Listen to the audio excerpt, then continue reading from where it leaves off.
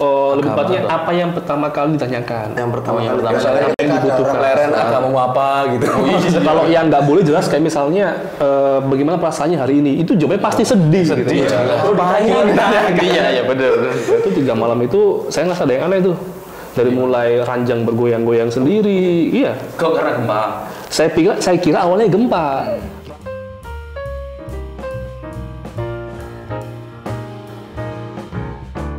Bismillahirrahmanirrahim. Assalamualaikum warahmatullahi wabarakatuh. Mitra Muslim, selamat datang kembali di podcast Majelis Ikhwan Idaman. Bareng saya Rega Satria, Saya Dani Rahmati. Dan saya Muhammad Septian, ya alhamdulillah kembali hadir ya, menemani malam ahadnya teman-teman semua, Mitra Muslim dan juga seluruh pemuda yang hari ini melihat siaran kita di YouTube Suara Muslim TV ataupun juga mendengarkan siaran kita di Radio Suara Muslim Network tentunya. Kita kembali berjumpa, tema yang berbeda tapi masih berkaitan dengan kepemudaan gitu ya. Yang kalau biasanya kita bahas berkaitan dengan pranikah, berkaitan dengan entrepreneur ataupun juga berkaitan dengan hobi anak-anak muda. Nah, hari ini kita membahas sesuatu yang berbeda yang tentunya anak muda itu harus memiliki ini, yakni berkaitan dengan anak muda itu peduli. Nah, hari ini kita hadirkan langsung narasumber kita, Mas Muhammad Safrizal Izaki. Halo semuanya. Assalamualaikum Mas Zaki. Waalaikumsalam warahmatullahi wabarakatuh. Mas Zaki. Panggilannya Mas Zaki. Zaki. Baru pertama kali kesini Mas Zaki. Sudah ke 3 kali ke 4 kalinya kayaknya di sini. Oh, sudah sering. Dan ini kelahirannya bukan Surabaya, tapi Pontianak ya? Iya, kalian Pontianak. Numpang doang, Mas. Oke, alhamdulillah hari ini bisa hadir. Terima kasih waktunya. Dan Mas Zaki ini dari 1000 senyum, gitu ya. Dan senyum itu memiliki arti yang berbeda-beda, gitu ya. Senyumnya jomblo itu berbeda dengan senyum bapak-bapak. Bedanya gimana Nah, bedanya? makanya ditunjukkan contoh senyum kalau misalkan ada seorang akhwat. Senyumnya gimana? Jadi nanti biar di zoom. Kalau senyumku satu sama. Senyum pejabat. Gitu. Itu toh, kan politis ya seperti itu. Bapak ini. Kok nyindir pecah? Gimana lagi? Kita kan biasanya kan pejabatnya gitu. Sini ada kelihatan giginya sedikit gitu loh ya. Oh, kayak berwibawa dan sebagainya. Gitu. Siap nyalek kok ini. Oh, iya. Bapaknya kan nyalek. Atau cara gaya itu yang sering dibuat mendekati akhwat ya. Akhirnya banyak ya yang berusaha melamar Dani ya. Ya, Karena senyum itu. Karena justru senyumku seperti itu. Akhirnya nggak ada cewek-cewek itu yang berani mendekat. Karena nggak bisa senyum secara kayak pemuda-pemuda biasanya. Ya kan kalau pemuda itu so akrab ya. Kamu gimana? Nomornya gimana? So akrab ya. Biasanya gitu kan. Septian. iya. Enggak, kalau Raga coba Raga senyum habis gajian. Kok gitu? Loh itu senyumnya orang-orang yang bersyukur. Dipotong gaji nih. Gaji dipotong. Senyum kalau yang memotong gaji gitu ya. Oke, itulah. Septian gimana? Karena aku sudah, Raga sudah. Senyum apa kalau aku? Senyum. Anak lahiran. Ya. Anak lahiran. Ya kan senyum bahagia. Ya, bahagia. Nangis sih, kayaknya nangis gak senyum. Kalau senyum versinya 1000 senyum. Kalau kita tuh senyumnya gini, Mas, pakai tangan 2 gini. Karena menyatukan dua insan yang saling berbagi kebahagiaan. Gitu. Kayak pernikahan ya. Ini jomblo gini. Oke, menarik. Kalau bicara tentang Mas Zaki gitu ya, ini terjun berkaitan dengan 1000 senyum kan berkaitan dengan kepedulian bermasyarakat. Iya, Contoh benar. mungkin ada bencana di Merapi terjun, kepedulian kan. Itu Iya. memang sejak muda atau sejak lahir sudah gitu? Enggak ya. Kayaknya kalau lahir enggak juga ya. Mungkin karena kuliah nggak sesuai dengan passion gitu kan, kemudian pelarian. Mungkin beruntungnya saya ketika yang lainnya pelarian mungkin ke gaming yang berlebihan misalnya. Saya diajak teman saya untuk aktif di komunitas sosial. Kemudian joinlah komunitas, ternyata ketagihan. Dan mungkin juga ada sedikit banyak pengaruh dari orang tua. Kenapa? Karena ibu saya itu guru SLB. Jadi sering banget ke rumah itu bawa muridnya belajar, baca huruf braille dan sebagainya gitu. Sampai sekarang masih guru SLB. Sehingga kemudian ketika saya sekarang mengini sebuah lembaga, banyak juga program kita ke teman disabilitas kayak gitu. Jadi kayaknya orang tua tuh nggak bisa bohong ya. Ada pengaruhnya dikit-dikit lah ke anaknya gitu. Iya. berawal dari bukan passion ya. Bukan passion. Saya kira Kuliahnya. memang passion. Iya, makanya kuliahnya. Gara-gara kuliahnya itu bukan jurusan yang diinginkan. Iya, bukan diinginkan. Kenapa kok tetap kuliah aja? Mending nggak usah kuliah, kerja aja mau di pabrik tuh. Awalnya Di pabrik. Mas Zaki santri. loh, tapi sempet kepikiran. Ya. Karena asli Gresik kan. Gresik kota industri ya. Pabrik tuh banyak, mie sedap dan sebagainya banyak gitu kan. Gajinya besar Pak, berarti menggaji. Sempet kepikiran buat berhenti kuliah waktu itu. Tapi kemudian ketika aktif di komunitas, justru ketemu mereka buat saya dapat change, dapat blazing gitu kan. Kenapa nggak saya ambil dengan baik gitu. Hanya ketika 2 tahun pertama IPK ancur-ancuran, semester 5-6 perbaikanlah IPK. Jadi ketika lulus selamat IPK masih 3. Tapi Gitu. lulusnya normal. Lulusnya nggak normal. 5 tahun. Oh, 5 tahun. kurang setahun sudah kayak SD ya. 6 tahun. Berarti jurusan yang diinginkan sebenarnya apa? Kalau yang diprofilkan ini lulusan HI. Iya. Ya.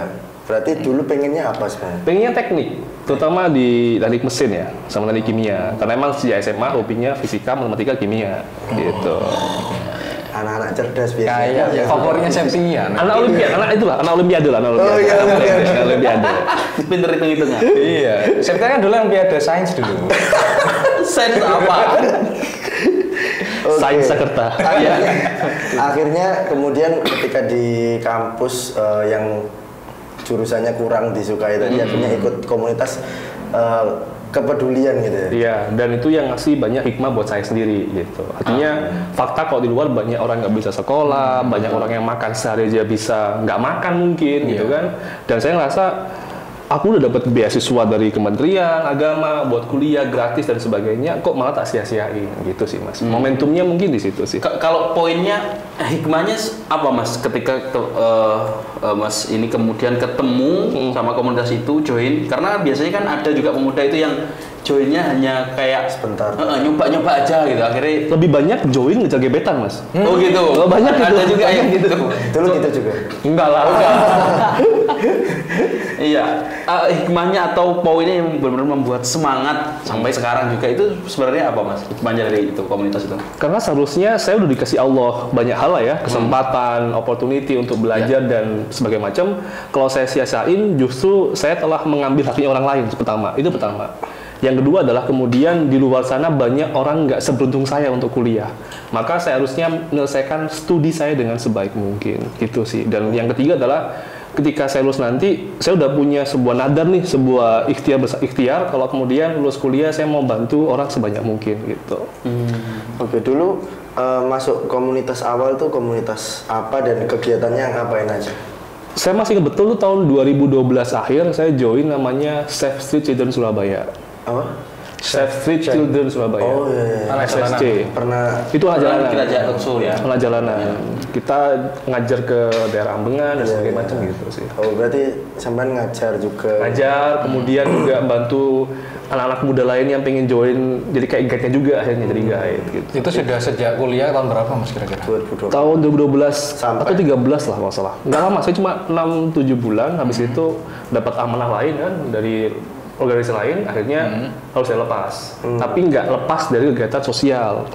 Jadi gitu. Kegiatannya apa? Ngajar juga atau apa? Yang Ngajar. sosial yang baru. Ngajar di TPA. Ngajar di TPA karena kan saya background-nya pesantren. Anak santri, jadi santri. dapat tugas dari Kementerian Agama ngajarnya ke pesantren, pengabdian ke pesantren gitu. Oke. Di daerah Jawa Timur Mas. Di Surabaya, masih di Surabaya. Ada 3 pesantren yang waktu kita dampingi untuk ngaji kitab kuning. Cuma saya kena orang Muhammadiyah, nggak bisa kitab kuning. Sama. Jadi saya nggak bahasa Inggris. Gitu. Oke, ya, menarik sekali. Karena kan kalau bicara sekarang ya, itu kan banyak, ya alhamdulillah mungkin banyak juga pemuda-pemuda yang peduli. Tapi juga sekarang kan kayaknya karena perkembangan teknologi dan sebagainya kan banyak yang memikirkan diri sendiri gitu ya, kebanyakan. Jadi banyak yang acuh tak acuh berkaitan dengan seperti yang Mas Zaki jelaskan tadi ya, anak jalanan, kemudian disabilitas, kemudian juga berkaitan dengan ketika ada bencana dan lain sebagainya. Sampai sekarang kira-kira Mas Zaki apa ya yang membuat pemuda harusnya menjadi peduli, kira-kira ini agar juga menjadi pengingat gitu ya untuk pemuda-pemuda yang hari ini fokusnya untuk dirinya sendiri, Iya. untuk apa ya pekerjaan, tentang hobi tapi yang menyenangkan diri sendiri agar tidak tersesat. Kalau Mas Zaki kan tersesatnya ke kebaikan gitu ya. Beruntungnya gitu, Mas Zaki.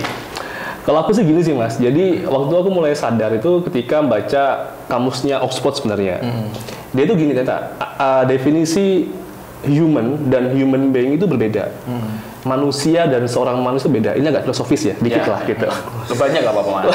Ya, nanti dikat ini jadi Dikat ya. Iya. Jadi kalau manusia itu adalah pendefinisian makhluk biologis, secara biologis. Ya. Kita punya mata, tangan dan sebagainya. Tapi kalau human being atau seorang manusia itu adalah sebuah makhluk yang punya kepedulian. Jadi bayangin dunia barat yang kita mungkin bilang dunia kapitalis, individualis dan sebagainya, ternyata mereka secara dictionary mereka bakal bilang seorang manusia itu seharusnya punya rasa peduli, empati dengan banyak orang. Dan tak pikir itu juga menjadi sebuah pengetahuan yang harus tahu orang banyak. Meskipun zaman mulai berkembang sangat pesat, orang mulai tahu kripto, NFT dan kawan-kawannya, tapi ternyata setiap orang itu bisa berkontribusi dengan caranya masing-masing, Mas. Tidak harus kayak saya misalnya yang turun ke masyarakat.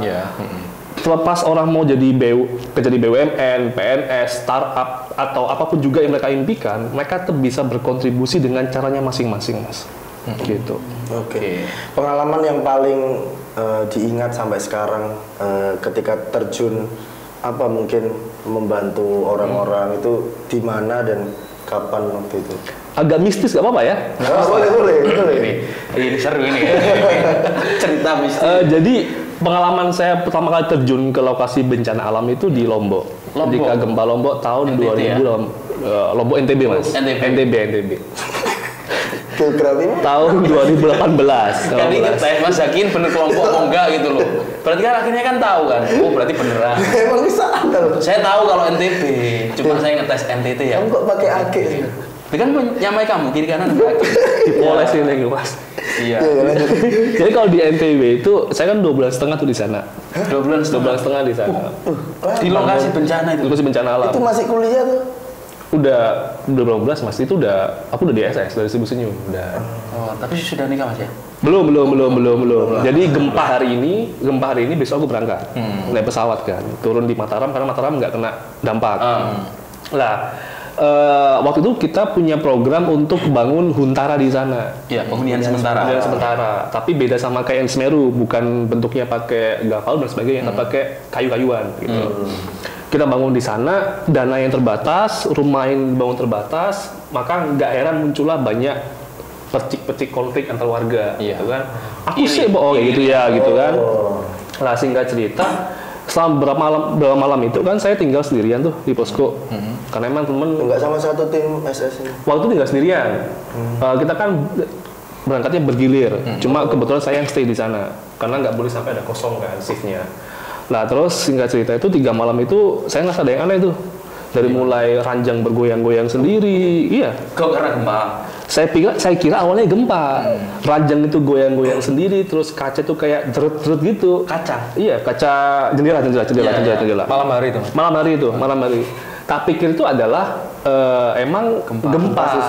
Selama 3 hari berturut. Terus di malam yang ketiga itu barulah kemudian jendela kebuka. Ada, ya biasalah ya, mata merah dan sebagainya gitu. Saya takut, cuma kemudian ya kalau takut mau apa lagi kan? Apa tadi mata merah? Mata merah, kemudian kayak sosok wajah lah, sosok kepala. Sulap gitu, merah kan. gitu. Iya kayak sulap merah. Enggak. Jadi paginya saya tanya lah keluarga setempat ke salah satu kepala desanya lah, saya tanya itu apa ya? Saya ngalami begini-beginian. Saya cek di Twitter, BMKG nggak ada gempa tuh semalam. Kemudian ternyata kata warga, emang di masyarakat setempat itu, saya nggak sebut daerahnya lah ya, ada masih sangat kuat kliniknya. Jadi ketika mereka nggak suka dengan sebuah hal atau kemudian macam-macam, mengirimlah sejenis makhluk yang itu. Kita nyebutnya mungkin leak atau kuyang dan semacamnya gitulah gitu. Sing kepala itu gitu ya? Iya kepalanya doang. Iya. Kalau ada yang nggak suka, jadi dia ngirim seperti itu. Jadi seperti itu. Bukannya Mas Zaki di sana itu membantu orang-orang Kan di tadi sekitar. karena nggak semua orang dapat Iri dia. Ada irinya ya. Aku nggak dijulukan, wah awas dulu. Aku gak dikei mau tak kirim. Itu sampai posisinya tidur di rumah warga atau di apa? Jadi kita itu ada rumah warga yang kita bangun, kemudian warga itu memberikan rumah itu buat kita tinggali sementara. Dia tinggal ke rumah lain yang belum kita bangunin gitu. Jadi itu ada kamarnya 2, cuma untuk sendirian. Karena sendirian. Itu yang akhirnya kemudian cukup buat mental ngedrop sebenarnya. Karena kan kalau mungkin hantu biasa kita ngerasa alah biasa aja gitu kan, udah jamaah lah. Tapi kalau udah dikirim untuk niat yang jahat kan juga pasti takutnya ada. Tapi nggak sampai trauma. Enggak sih, enggak. Itu sampai 3 hari. Setelah 3 hari masih muncul lagi? Enggak, udah nggak muncul karena kepala desanya bantu untuk menengahi itu. Entah melindungi rumahnya atau gimana kita nggak tahu ya. Cuma selain itu mungkin pengalaman yang kedua adalah Lombok itu kan kondisi gempa selama berminggu-minggu. Iya, berhari-hari, lama sekali kan. Dan orang Lombok itu punya ciri khas kalau muncul gempa mereka takbir. Allahu Akbar gitu untuk memberikan penandaan ke teman-teman yang lainnya. Lah ketika kita balik ke Surabaya, aku masih mengalami hal yang sama. Tiap kali ada orang adzan atau orang macam-macam itu masih ngerasa ada gempa. Lah kalau kata psikolog itu adalah salah bentuk kita mengalami trauma. Gitu. Dan paling itu 2-3 bulan baru mulai terbiasa kembali sih. Itu gimana sampean responnya ketika di Surabaya terus Allah sampean gini lari atau? Enggak, lebih tepatnya kayak langsung tubuh itu kayak siap-siap gitu Mas. Jadi kayak gini loh. Kayak gitu. Refleksnya gerak. Karena kalau di Lombok itu ketika ada gempa kalau masih kenceng ya, itu bahkan yang terakhir saya ngalami gempa 6 skala Richter dalam mall waktu belanja. Itu pas kapan itu? Pas Itu masih di Lombok. Lagi belanja, mall 3 tingkat, kita dalam situ. Ya mungkin kalau lihat videonya ada videonya yang viral itu kan yang terot sampai remuk semua itu saya dalam situ. Nah kemudian tiap kali dalam takbir ketika pulang itu masih kayak refleks pengen keluar rumah kayak gitu. Dan itu nggak saya doang seharusnya, banyak relawan lain yang juga main hal yang sama. Terlebih yang betah lama di sana ya. Ini 2 bulan Mas ya? 2 bulan setengah. Luar biasa itu perjuangannya. Kalau respon dari orang tua sendiri gimana? Nggak kan lama gitu ya Mas. Waduh, anakku dipek mantu Mas. Waduh, ini kok lama apalagi di tempatnya. Orang tua emang mendukung sampai pasti ada khawatirnya lah Mas ya. Pasti ada khawatirnya, cuma sekarang orang tua lebih kayak mendukung, justru kemudian bantu mensupport, bantu masuk kemudian kayak mertua ngewakafin tanah ke kita gitu kan untuk dibangun sebuah hal yang positif. Orang mertua ini kayak gitu. Ini dapat calon istri juga karena ini Karena 1000 atau enggak gitu? Enggak. Barangkali. Teman-teman. Barangkali buat inspirasinya Dani gitu loh Mas. Kan ternyata kebaikan itu menular Mas. Kebaikan itu menular. Kebaikan menular. Ya, menarik. Jadi meskipun orang tua awalnya khawatir, lambat laun mereka bangun support kok. Gitu. Oke, baik. Jadi menarik sekali ya. Kalau sekarang ya fenomena yang terjadi sekarang itu anak-anak muda itu lebih seperti yang dikatakan Septian tadi mungkin lebih ke dirinya sendiri gitu. Bahkan stres sedikit healing. Apa sedikit healing kan untuk dirinya sendiri. Kadang sampai ada lagunya itu yang Kunto Aji atau siapa itu yang ku habiskan sendiri, ke mall sendiri, beli makan sendiri. Jadi untuk membuat dirinya bahagia sendiri gitu. Yang penting aku nggak stres, aku nggak sampai sakit jiwa gitu kan. Nah padahal manusia ya seperti yang tadi dikatakan nggak hanya kita mikir diri sendiri, tapi kita juga ada kontribusi untuk orang lain. Nah ini yang jarang nih sebenarnya. Iya benar sekali. Termasuk anak-anak muda, tidak semua ya, tapi kebanyakan saat ini itu kayak cuek. Ketemu di contoh mungkin di warkop satu sama lain tuh kayaknya wis Lepus reng Mas. Iya, lepus reng maksudnya itu enggak kalau dulu mungkin saling apalah gitu ya. Padahal itu kan salah satu wujud kepedulian sebagai manusia. Itu yang mungkin harusnya banyak saat ini pemuda sadari gitu ya. Contoh adalah menyapa gitu ya. Enggak sampailah terjun kayak Mas Zaki 2 bulan, sekian bulan gitu ya. Tapi kalau pengalaman teman-teman yang lain, karena kan kalau saya lihat juga 1000 Senyum itu kan banyak relawannya juga. Banyak. Gimana cerita-cerita dari teman-teman? Apakah semuanya ini ada sebuah kalimat pendek Mas ya, yang aku dapat dari teman relawan. Dia bilang gini, ada bagi di setiap kata bahagia. Apa? Gimana? Ada bagi di setiap kata bahagia. Maksudnya gimana? Ada bagi. Jadi kalau kita pengen bahagia itu bagi. Berbagi maksudnya. Jadi ada kata bagi di kata bahagia. Awalnya sama di akhir. Jadi kalau kita pengen bahagia sebenarnya kemudian lewat berbagi. Jadi itu yang kemudian itu yang ngomong nggak saya Mas ya. Maksudnya relawan-relawan kita kalau ngomong hal yang sama.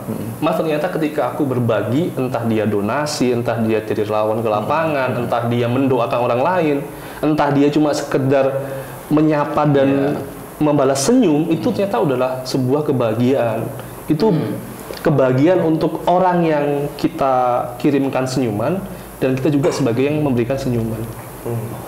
Aku baca profilnya Mas Zaki ini di Google gitu ya. Ketika di 1000 senyum awal itu Mas Zaki diamankan, itu awalnya dulu itu 1 tahun atau apa itu cuma 1, berapa M. Iya. Setelah Mas Zaki ada diamanai akhirnya bisa sampai 8 M. Alhamdulillah. Ini mungkin berkat apa ya? Ya kuliahnya tadi hubungan internasional. Bisa menjalin hubungan Sepakat. Nah, gimana ya cerita. Jadi salah satu skill yang harus dimiliki setiap orang yang mau jadi entah CEO ya atau direktur atau manajer itu adalah dia harus memiliki kemampuan bisa adaptif dengan lawan bicaranya. Adaptif. Dia bisa untuk mengikuti level lawan bicaranya lah ya. Dia ngomong bahas tentang golf misalnya, kan kamu harus ngomong soal golf. Ya, karena tingkatannya kan gitu ya. Nyambunginnya gitu. Ya. Dan itu kan diajarkan dalam skill negosiasi dan diplomasi. Jadi emang ketika kita bisa dealing dengan perusahaan, dengan brand atau dengan startup, emang nggak lepas dari bagaimana kita melakukan negosiasi di situ, Mas. Jadi manfaatnya Mas ya kuliah di HI itu? Mas itu termasuk negosiasi dengan masyarakat itu juga penting, biar nggak salah kaprah di belakang. Lah, kenapa kita bisa achieve nominal sekian dalam waktu 2 tahun? Karena emang kita menggunakan prinsip tadi itu, Mas. Bagaimana kita bisa ngobrol dengan baik dengan lawan bicara. Adaptif tadi ya? Adaptif. Karena ngomongnya saya sama Raga ini kan saya sama-sama announcer. Beda lagi kalau saya ngomong sama direktur, pasti sama apalah orang-orang petinggi pejabat gitu ya misalnya. Ngomong sama jomblo, ngomong sama orang yang punya anak yang udah nikah tuh beda. Beda ya, Mas. bedanya, Mas. Iya, tadi udah bahas tadi. Tapi saya bisa ngimbangi kok, tadi kan sempat tanya ya, anakmu berapa bulan? Tapi kalau sampean bahas soal ganti popok anak, nggak relate, Mas. Belum pengalaman. Tapi aku bisa belajar dari YouTube. Pengalaman itu teori itu. Iya, teori itu. Oke, berarti Mas Zaki ini juga dari angka segitu kemudian bisa sampai segitu, itu berarti itu memanfaatkan relasi-relasi ketika pas masih ada di komunitas dulu, ketika di kampus dulu, atau gimana Mas Zaki? Apa tak coba? Lebih tepatnya nyoba sih, Mas. Nyoba ya. Kan anakmu kalau katanya Panji Pragiwaksono gitu kan, habiskan masa gagalmu gitu kan, habiskan jatah gagalmu. Maka kita nyoba aja ngirim proposal ke perusahaan, ketolak. Kita belajar ke webinar, kemudian ke pelatihan-pelatihan online, kan udah banyak sekarang. Bagaimana cara membuat portofolio, resume yang baik, CV-nya bagaimana, kita buat belajar di situ. Soal copywriting-nya bagaimana, terus digital marketing-nya seperti apa, kita belajar di situ, Mas. Dan ternyata lembaga sosial itu harus tahu hal seperti itu kalau dia pengen growth gitu loh. Gitu. Tapi kalau beberapa yang disampaikan Mas Septian tadi kan ada seseorang pemuda itu yang merasa individual begitu ya, Mas ya. Kalau setelah Mas Zaki bergabung dari 1000 Senyum, memang masyarakat Indonesia sendiri itu memang suka berbagi atau memang susah untuk mengeluarkan uangnya kepada orang yang mungkin ada musibah begitu, Mas? Aku lebih sepakat bahwasanya orang itu tidak punya tempat untuk menyalurkan sebagian hartanya. Kadang bisa jadikan dia nggak percaya. Yang kedua, dia belum dapat informasi mengenai lembaga yang cocok dengan preferensinya dia. Tiap orang itu punya preferensi yang beragam, Mas. Ada yang suka donasi ke hewan, ke anabul misalnya. Ada yang suka donasi ke disabilitas. Anabul. Anak bulu, kucing. Oh, kucing. Ngasih makan. Milenial itu nyebutnya gitu biasanya. Kalau kucing itu anak bulu. Kayak misalnya gini, dulu ketika kita kuliah itu atau sekarang masih ya, orang kalau mengasumsikan wibu adalah wibu Mas ya, wibu wota dan kawannya gitu kan, itu orang-orang yang sifatnya individual, orang introvert yang diam di kamar. Tapi ternyata setelah muncul gerakan-gerakan wibu, mereka berbagi dengan anak-anak, ternyata kemudian setiap orang itu bisa berbuat baik, tinggal lingkungannya, wadahnya, dan apakah ada informasi yang sampai ke dia, Mas. Lebih ke arah sana sebenarnya. Kalau menurutku ya, aku nggak percaya kalau orang itu, mungkin ada orang yang sangat pelit misalnya, yang sangat kiki atau sangat individualistik, itu pasti ada. Tapi mereka paling cuma butuh trigger yang kecil doang, atau butuh hentakan yang kecil agar mereka bisa untuk menjadi orang yang lebih manusia kayak gitu. Jadi sepelit-pelitnya orang pasti ada suatu saat itu dia tertarik untuk berbagi. entah ke keluarganya, entah ke tetangganya, atau bahkan ke suatu hal yang tidak kita ketahui. Oke. Gitu. Unik soalnya mas, orang itu mas. Karena Indonesia kan katanya juga disebutkan bahwa negara dermawan. Iya, paling dermawan. Paling dermawan. Saking dermawannya. Kenapa? Nggak apa-apa. Loh, Nanggung. Terbukti ya ketika COVID, berarti angka 8M itu COVID kan? Pas COVID lah. Nah, COVID itu malah banyak bersedekah kan? Tapi beda programnya mas, atau ada program khusus? Kita ada program COVID ada, tapi lebih banyak sebenarnya dana kita itu teralokasikan untuk sifatnya produktif. Kayak saya renovasi sekolah, renovasi masjid, pembangunan taman baca masyarakat, termasuk kemudian adanya ambulans dan sebagainya gitu sih. ada ya sudah punya ambulans. Tapi Ya? yang bulan gratis, yang itu full gratis. Full gratis. Full gratis. Oke, menarik. Dan itu untuk yang Baik duafa maupun orang yang berada, semua gratis. Semuanya. Oke. Menarik ya. Dan kalau misalkan ada anak-anak muda, Mas Zaki yang ingin mungkin salah satunya menjadi relawan, contoh mungkin terjun ke masyarakat menjadi relawannya 1000 Senyum. Kira-kira apa yang harus disiapkan? Karena kan tidak semua itu mungkin bisa menjadi relawan. Relawan itu kan identik dengan yang kuat, kemudian yang tidak manja. Relawan kok manja gitu ya, siti-siti. Saya nggak bisa makan gitu. Aku lah manja. Aku nggak bisa kalau mandinya nggak pakai Shower. air hangat. Lagi di tempat bencana gitu. Iya.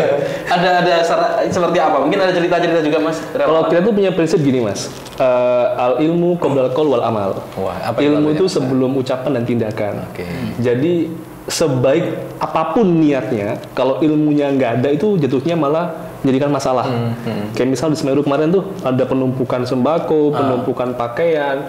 Menurutku secara pribadi dan pengamatanku di sana itu bukan karena penumpukan sebenarnya, tapi karena wawasan mengenai manajemen posko yang masih kurang. Karena kalau manajemen posko, pendistribusian logistik itu ada ilmunya, yang itu dipelajari di pelatihan soal kebencanaan. Lah, relawan itu seharusnya kalau di SS juga sama, kita ada namanya pelatihan relawan. Ada ngomongin soal bagaimana basic life support, kemudian ngomongin soal jurnalistik juga ada, kemudian bagaimana fotografi, videografi, mana yang boleh difoto, mana yang nggak boleh difoto, itu ada. Karena kalau di SS kita punya concern tidak menjual kemiskinan, tidak menjual hal-hal yang seperti negatif, tapi kita menjual harapan. Karena kalau di SS kita punya slogan menebar senyum, menumbuhkan asa. Jadi harapan tuh yang kita jualkan ke masyarakat kayak gitu. Dan kalau relawan kita biasanya fokus ke 3 program kalau relawan. Ada program kesehatan yang biasanya itu anak medis yang ikutan. Ada rawat luka gratis, gitu ya. Rawat luka gratis orang yang kayak misalnya ganti sonde, kemudian ganti popoknya yang belum bisa keluarganya, kita edukasi ke situ. Ada juga dalam pendidikan yang ngajar. Sama yang ketiga ada ngomong soal anak muda yang bakal kita siapkan sebagai filantropi berikutnya. Gitu. Oke, menarik. Tapi ada sertifikasinya masih menjadi relawan itu? Atau kalau kita nggak ada, kita belum ada. Tapi kalau misalnya kayak basic life support yang itu emang seharusnya ada sertifikasinya. Kalau di kita karena kita belum mampu untuk membayarnya mas ya, membayar sertifikasi yang resmi itu, kita biasanya mengundang aja dari BPBD untuk edukasi ke relawan kita. Misalnya kalau di rumah, contoh di kampung ada orang meninggal karena orang bilang, oh itu kena angin duduk. Nah itu kita ada pelatihannya, caranya gimana biar tidak meninggal di rumah, kayak gitu. Kita edukasi ke arah sana. Dan yang diedukasi nggak cuma anak-anak muda aja. Kampung dampingan yang kita dampingi pun ada kadernya yang mewakili untuk kita edukasi.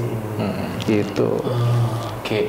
Kalau yang baru saja kayaknya mungkin Semeru gitu mas ya. Itu artinya sebelum anak-anak muda relawan yang gabung di 1000 Senyum, sebelum dikirim ke sana ada pelatihannya dulu gitu ya. Kalau ini beda mas. Jadi case-nya Semeru agak berbeda ya. Kita kan waktu itu baru 3 hari Rebo itu kita baru punya ambulans. Baru keluar ambulansnya. Terus meledaknya semua itu hari Sabtu, Sabtu sore kan. Kita tuh berangkat Ahad malam, baru berangkat. Itu kita langsung open recruitment tim medis. Jadi tim medis ini belum punya pengalaman untuk ke lokasi bencana. Jadi kita membuat training itu di mobil mas. Trainingnya di mobil? Di mobil trainingnya mas. Jadi ambil ngobrol ya? Iya, di mobil itu kita training, ngobrol apa yang dari mulai pertanyaan apa yang nggak boleh ditanyakan ke orang.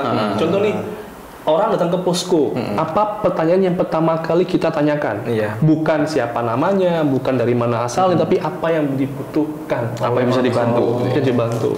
Itu etika basic di kebencanaan. Termasuk misalnya apa yang boleh difoto, nggak boleh difoto. Kita punya kode etik sendiri di Seribu Senyum. Yang nggak boleh ditanyakan apa tadi Mas? Lebih tepatnya apa yang pertama kali ditanyakan. Yang pertama yang kali. pertama Biasanya kali. Apa yang dibutuhkan. Leren agamamu apa gitu. Kalau yang nggak boleh jelas kayak misalnya bagaimana perasaannya hari ini, itu jawabannya pasti sedih. Gitu. Iya benar. Gimana Bu perasaannya?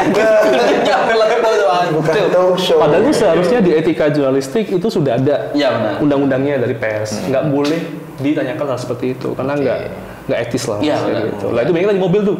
Trainingnya full di mobil, bahkan selama kita sebulan di sana itu Sebulan ya? sebulan di sana itu kita selalu kan gonta-ganti relawan tuh biar mereka nggak jenuh dan nggak capek juga secara psikisnya gitu kan. Tiap kali mereka datang, mereka bakal diedukasi duluan, diajak ngobrol, diskusi soal begini-beginian gitu. Iya, itu kan tadi sudah bahas tentang peduli sesama masyarakat Mas ya. Sebelumnya ada pengalaman mistis gak di sana Mas? Mistis Enggak, BE. pasti orang lah. Kalau Semeru tuh enggak sih mas, Enggak, karena di Semeru itu Biasa, wis kenal semua ya, kebetulan puncak-puncak. mungkin sama orang Jawa ya, kenal orang Jawa. Jawa, ya. Orang Jawa, jadi warga juga sangat menerima kita. Enak, ya. Bahkan kalau case-nya ada lucu nih, ada lucu. Kita kan mendirikan posko di rumah warga. Sebelah kita itu ada posko medis, salah satu universitas lah di Surabaya, Iya. negeri. Tapi masyarakat tuh jatuhnya kalau periksa ke tempat kita, Kenapa kan? karena kita bisa membaur. Membaur, kita keliling-keliling juga, nggak cuma diam di posko doang. Bantuan datang mereka minta kita kasihkan. Tentu ada regulasinya, tapi nggak seketat yang lainnya. Gitu. Jadi mereka ternyata lebih welcome dengan anak muda yang minim pengalaman ya, ketimbang dengan dokter yang sudah profesional, udah expert gitu. Membaurnya tadi bahasa komunikasinya tadi. Adaptifnya di situ. Adaptifnya ya, oke. Terus enggak ini bentrok sama Enggak lah. dokter-dokter. Kau enggak lah. Kan sama-sama Bu, bantu. sini saya ini dokter. Yang lucu tuh gini, jadi posko sebelah itu punya relawan. Relawannya bilang gini, WA ke kita kan. Kebetulan yang kenal tuh WA. Poskomu agenda gak yuk aku melu boh. Oh, justru tambah ikut ke sampean. Sama ikut ya. Bu, join aja wis. Ramai. Hebat berarti ya. Lalu kita keliling. Kita kan kalau di Semeru itu kita jemput bola mas. Turun ke posko-posko di bawah, bahkan turun ke daerah dekat kota karena banyak pengungsi yang ke arah kota yang itu nggak kejangkau sama posko induk di Sumbermuju atau di Penanggal. Iya. Gitu. Kita cuma dapat calling berangkat. Oke, Mas, itu kan tadi sudah ya tentang masyarakat dan sebagainya. Ini kan peduli kan berkaitan tentang masyarakat, termasuk juga keluarga, Mas. Tadi sudah sempat ditanyakan Mas Septian, dengan jam terbang yang sangat tinggi sekali, apalagi Mas apa ini namanya? Mas Zaki. Mas Zaki ini kan direktur ya, dan tentu jam di luar itu lebih banyak daripada di rumah. Nah, respon istri sendiri gimana, Mas? Loh, anak saya masih umur 2 tahun, itu ke Semeru. Ikut ke Semeru. Enggak bahaya tuh, Mas. Apa? Enggak, Mas. Jadi istri saya itu kan bidan. Instruktur yoga juga, instruktur yoga. Jadi waktu itu emang saya tawarin mau nggak ke Semeru untuk memberikan bantuan psikologis biar mereka olahraga, biar mereka gerak, gitu kan. Dia mau. Wah, Kurang lebih seminggu. Jadi anak saya juga main-main di sana, juga sama istri juga ke sana. Kalau saya sih emang sejak kecil, bukan sejak kecil ya, sejak sebelum menikah pun sudah buat kesepakatan dengan istri. Artinya aku punya passion di bidang seperti ini, pekerjaanku begini, dan kebetulan dia juga punya passion yang sama. Jadi dari mulai kita ke Semeru, kemudian ke Gunung Kidul, kemudian ke lokasi-lokasi lain dia sering ikut. Anak pun ikut sih. Di kader sejak dini. luar biasa. Jadi sefrekuensi ya. Iya, Satu iya. keluarga ini sama-sama Peduli, punya kepedulian yang betul. tinggi. Dan itu berpengaruh ke keluarga yang lainnya. Jadi ke mertua, kemudian ke kakak sama ke mbak juga akhirnya ikut terlibat di program kita. Maka muncullah kemudian mewakafkan tanah keluarga itu. Dari situ Mas Dari inspirasinya. situ. Karena mungkin melihat anaknya, mantunya yang kemudian seperti itu, akhirnya mereka mewakafkan tanah keluarga untuk nanti mau kita bangun rumah Al-Quran. Wah, Masya Allah. Di Sidoarjo. Menarik. Luar biasa. Bagus ya. Poinnya yang kamu dapatkan, Cari keluarga yang baik, Mas. Cari mertua yang seperti Cari pasangan yang sefrekuensi tadi ya. Mertua yang baik itu sebuah rezeki yang luar biasa. Mas. Memang ada yang mertua nggak baik Mas? Kok sama bilang baik? Wah, jangan tanyakan saya dong. Jangan saya dong. Mancing, kamu terlalu banyak lihat YouTube mertua tidak baik. Jadi sinetron dia. Lihat sinetron nih. Overthinking dia, gak nikah-nikah ya itu, takut gini nanti sama Saya punya list banyak gue mas. Habis ini selesai ini kita bakal ngomong ya. Kita diskusi nanti, insya Allah. Oke, baik. Jadi seperti itu Mitra Muslim. Dan kalau pengen gabung jadi relawan bisa mas? Senyum itu gimana caranya? Kriterianya tadi apa mungkin? Ya. Untuk pemuda-pemuda. Minimal apa Gak usia? Usia kayak apa kayak mungkin berat badan atau gimana ada syaratnya nggak sih? Kalau kita sebenarnya kalau secara relawan kita tuh bakal buka batch biasanya per batch gitu kan.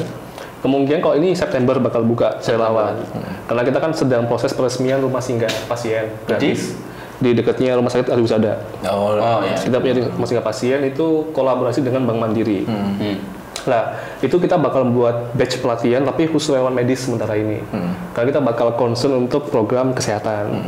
Biasanya kalau persyaratannya kalau relawan medis pasti lebih spesifik ke teman-teman medis, dokter bidan, perawat gitu. Tapi tidak menutup kemungkinan teman-teman yang lain bisa join juga. Gitu. Tapi yang jelas kalau di September sih relawan medis. Tapi biasanya kalau divisi kita yang program lainnya juga bakal open relawan. Karena tiap divisi mereka punya relawannya masing-masing. Gitu. Menarik. Dan Jadi yang dibutuhkan tuh berarti ketika di bencana kan medis. Medis. Apalagi Kalau- orang yang di bidang apa? Kalau kita selama ini sebenarnya kalau di bencana alam kita emang fokusnya ke medis. Karena kita ngerasa punya sumber daya medis yang cukup berlimpah, kemudian juga cukup expert di bidang kesehatan. Tapi kalau di lokasi bencana alam pasti ngomongin soal logistik, kemudian dapur, dan juga pasti butuh driver yang barbar gitu kan. Giri. Dan menguasai medan. Karena kalau di lokasi bencana kan pasti medannya bentuknya macam-macam ya gitu kan. Itu sih paling cuma itu aja sih mas. Paling terakhir itu adalah butuh relawan yang pintar untuk mengambil momen. Maksudnya? Fotografi videografi. adaptif ya, kembali ke adaptif tadi. Kayak romantis gitu maksudnya. Kalau relawan tipe-tipe kayak penyiar gini cocok nggak jadi relawan? Lo bisa mas, kan salah satu tugas pentingnya adalah untuk reporting. Reporting itu kan butuh skill. Iya. Melaporkan. Saya Septian dari Semeru melaporkan kayak gini itu pasti begitu mas. Iya. Boleh nanti Septian kalau jadi. Loh kalau satu relawan bergabung sama 1000 Senyum berapa waktu mas? Berapa hari? Kalau batch kita 3 bulan mas. Nggak perlu lagi. Kalau relawan kebencanaan kita banyak 10 hari. 10 hari. Kita punya regulasi 10 hari shift. Gantian. Biar nggak stres. Karena takutnya mengulang apa yang saya alami dulu. Kenapa mas? Ya tadi Ya, Allah Akbar kayak gitu. Oh iya takbir. Iya, menarik. Normalnya begitu sih mas. Iya. Gimana siap? Siap insya Allah. Ini supir antar provinsi. Kalau Logistik kan- bisa. Kita lagi buka driver ambulans. Cocok. Berat. Ambulans itu mobil yang VIP mas. Iya. Semua kalah sama ambulans. Semua kalah. Itu satu, damkar. Iya, Bodoh, sama Taliban itu balapan akhirnya. Oke, menarik sekali para pemuda. Semoga banyak mengambil hikmah atau manfaatnya, bisa lebih peduli berkaitan dengan tadi yang disebutkan ya. Manusia itu sejatinya adalah peduli tadi ya. Betul. Peduli salah satu hal tadi adalah kita mau berbaur, kita mau menyapa, kita mau ikut serta dalam hal-hal yang bermanfaat. Salah satunya mungkin di komunitas gitu ya, ataupun juga mau daftar langsung sebagai relawannya 1000 Senyum. Di mana daftarnya? Bisa follow IG kita di 1000 Senyum. 1000 Senyum. Iya. Nanti bisa DM di sana gitu. Bisa ya? DM juga. Dan ini khusus Surabaya atau gimana saja biasanya mas? Kita kalau program itu dari mulai Aceh sampai Merauke. Terus kalau kemudian relawan kita emang sesuai lokasi itu, Ya. biasanya kita program itu apa ya mas ya? Kita ada sponsor masuk, donatur masuk untuk program tertentu. Kita biasanya nyari partner di daerah. Daerah Misalnya kayak butuh di NTB, di Jayapura, itu kita ngontak komunitas yang itu kita belum kenal sebelumnya biasanya. Tapi lebih enak kalau kemudian teman-teman bisa apply duluan. Jadi kita bisa nyinden tuh. Misalnya kayak kita sekarang, kita kan lagi ada program berbagi buku gratis. Berbagi buku gratis. Buku gratis. Kita dapat CS dari Gramedia, kemudian kita bagiin buku-bukunya. Tapi biar proposal. Jadi kalau ada teman-teman yang mungkin masih lihat ini, kemudian pengen dapat buku gratis, yang pasti bagus-bagus, Ya. nanti bisa DM ke kita, nanti bakal kita tahu, kita kasih tahu caranya gimana. Gitu. Kalau mau kerjasama sama 1000 Senyum donatur, boleh langsung DM kita, tapi atau sebaliknya, kalau teman punya program, punya komunitas yang mau collab sama kita atau butuh bantuan support dana dan sebagainya, bisa juga bisa juga DM kita. Karena kita selama ini emang fokus untuk mendampingi serta mensupport anak komunitas muda sih. Oh, oke. Sinergi ya. Sinergi. Oke, menarik sekali. Langsung bisa nanti di DM ya, 1000 senyum gitu Mas ya. Iya, 1000-nya pakai angka. 1000. Unik ini, unik ya, Mas. 00 senyum. Iya, senyum. 00-nya 3 kali, 1000 senyum. Iya. Kalau IG-nya Mas Izaki? Syafrizal Izaki. Syafrizal Izaki. Oke, nanti bisa di-follow juga. Dan harapannya juga orang yang bisa melihat podcast ini karena kita hadirkan 1000 senyum bisa juga sambil tersenyum gitu ya. Iya, senyum dong. Kan lucu semua tadi. Sampai 1000 kali. Oke, baik, tidak terasa sudah di penghujung acara dan seperti biasa terakhir nih. Karena narasumbernya anak muda yang peduli. Sebagai penutup, santri juga. Kasih quotes Berbahasa Arab. Jangan bahasa Arab dong. Mahfudot. Kasih quotes tentang, kasih pesan lah untuk anak-anak muda tentang kepedulian atau tentang. Oke, saya tuh punya quotes yang itu banyak mengubah hidup saya. Yang disampaikan oleh Martin Luther King, seorang tokoh pendukung kulit hitam di Amerika Serikat. Dia bilang gini, kejahatan di muka bumi itu semakin banyak bukan dikarenakan semakin banyaknya orang jahat, tapi kejahatan semakin banyak dikarenakan semakin banyaknya orang baik yang diam. Jadi kalau kita pengen semakin banyak kebaikan, maka berbuat baiklah. Tapi kalau cuma bisa diam, ya jangan salahkan kalau kejahatan makin banyak. Gitu. Hai orang-orang baik, jangan diam aja. Iya, nanti orang jahat yang berbicara. Minimal nonton lah YouTube ini biar rame. Lebih like, di share. Sedekah jempol. Oke, baik, terima kasih semua mitra muslim yang sudah nonton dan sudah dengerin di radio podcast Majelis Ikhwan Idaman malam hari ini. Jangan lupa subscribe channel YouTube Suara Muslim TV. Yang belum subscribe silahkan tekan tombol subscribe, tekan tombol loncengnya juga ya biar dapat update konten-konten terbaru di channel YouTube Suara Muslim TV. Jangan lupa follow Instagram kami juga, saya Raga Satria. Saya Dani Abdurrahim. Saya Muhammad Septian. Loh, bukannya Septian Muhammad. Oh iya, Septian Muhammad. Instagram. Kalau Syafrizal Izaki. Septian ada tambahan. Kalau misalkan Instagramnya 1000 lebih, nanti mau bagi-bagi door prize. Wah, di bola aja dulu ya. Sampai nulis follow. Oh, doi. Satu kono Mas. Ini aja Mas, tolong dipromokan. Siapa tahu setelah ini nanti bisa. Habis itu saya buka email saya ya. Banyak kok, email saya sih banyak kok. Menarik. Salah satu bentuk kepedulian kan lihat teman yang belum nikah kita harus peduli Mas. Harus Mas. Itu harus Mas. Dosa kalau kita biarkan Mas. Menarik ini ya. Dan dulu kita tanya kan kriterianya apa? Satu, bisa ngaji gitu dong Mas. Iya, simpel. List saya tuh santri semua loh Mas. Santriwati Mas. Iyalah. Masa Oke, semakin menarik. Terima kasih mitra muslim. Sampai berjumpa lagi ya dalam Majelis Ikhwan Idaman di pekan depan. Semoga menginspirasi, banyak manfaat yang kita dapatkan dan juga bisa full senyum bersama dengan 1000 senyum. Kayak lagu ya. Terima kasih. Sampai jumpa lagi dalam Majelis Ikhwan Idaman. Assalamualaikum warahmatullahi wabarakatuh. Waalaikumsalam.